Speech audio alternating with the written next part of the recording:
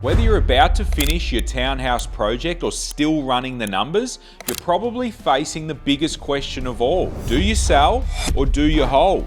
I get asked this every single week. I've watched people make this call perfectly and build serious equity, and I've also seen others lose just as much by getting it wrong. The reality is both strategies can make you rich or completely stall your development journey. It all comes down to how you read the market and where you're positioned when it's time to exit. Quick note, if you're serious about learning how to find and run projects like this, join our free property developer network. Thousands of people in there right now sharing sites and numbers in real time. I've dropped the link below. So in this video, I'm going to break down a simple framework that will help you figure out whether to sell, hold, or even do both. So every project you complete becomes a step forward, not a setback. As you move through your project, the numbers start to firm up and you know your costs, your likely end values, and what the result is shaping up to look like. Then comes the big call. Do you sell the completed townhouses when done, or do you hold and rent them out? If you sell too soon, you might leave hundreds of thousands of dollars in potential profit on the table. And if you hold too long, you can tie up your equity and kill your borrowing power, ultimately slowing down your ability to start your next project. The goal isn't to pick a side, it's to make the call that makes the most sense for you. Let's break that down. When you're coming to the end of your project, 3 things should guide your next move: the market, your personal goals, and your financial position. The market shows you what's happening right now. Are properties selling quickly or starting to slow? That one factor can completely change your result. Your goals define what you need next. Maybe it's quick cash to start another project, paying down some debt, or steady income that builds your wealth over time. Your financial position shows you what's actually possible. How much you can borrow, how much debt you can safely carry, and how much cash you've got available to stay comfortable between projects. Once you weigh up those 3, the answer usually becomes clear. Selling makes the most sense when the market's hot, so when buyers are competing and prices are strong. It's also the smart move if freeing up funds helps you move faster, whether that's taking on another site, reducing risk, or strengthening your cash position.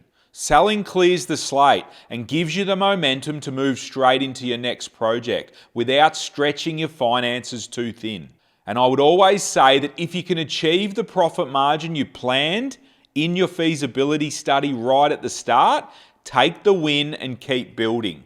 Now, let's look at when holding makes the most sense. It's when the market's flat and the numbers show you that you won't reach the profit you planned for. It's also a smart move if you can rent them out and you can cover most of your loan and running costs each month. In which case, keeping the properties gives the market time to recover, so your potential sale prices rise whilst your tenants help you pay down the loan. Just make sure you've got enough cash flow to cover any months where the property might be empty or the rent falls short. Because if you can comfortably afford to hold, it's often the safest way to exit when the numbers have tightened up at the end. And sometimes the best move sits right in the middle, a combination of selling and holding that can give you the best of both worlds. Any sales you make can give you cash flow and clear some debt, create some breathing room so you can potentially start your next project. And any townhouses that you do hold have the potential to grow equity and you can build a steady income over time. It's a simple way to reduce risk, keep momentum, and still build long-term wealth, all without putting too much pressure on your finances. It is important to note that the decision to sell or hold shouldn't start at the end. It should be built into your plan from the very beginning. Model both options in your feasibility so you know exactly how each path looks before you commit. Then, as you reach completion, stay flexible. If the market's strong and your profit targets are achievable, selling might be the smarter play. If the market's softer, but the rent covers your costs, holding can quietly build long-term wealth over time. The key is to make decisions based on numbers and not emotion. and to stay nimble and open if the market shifts. Understanding these options is what separates the developers who last from the ones who get stuck. If you want to shortcut the mistakes and learn how other developers are deciding whether to sell or hold right now, jump into our free Property Developer Network. Thousands of us are in there sharing sites, numbers, and lessons in real time. Links below.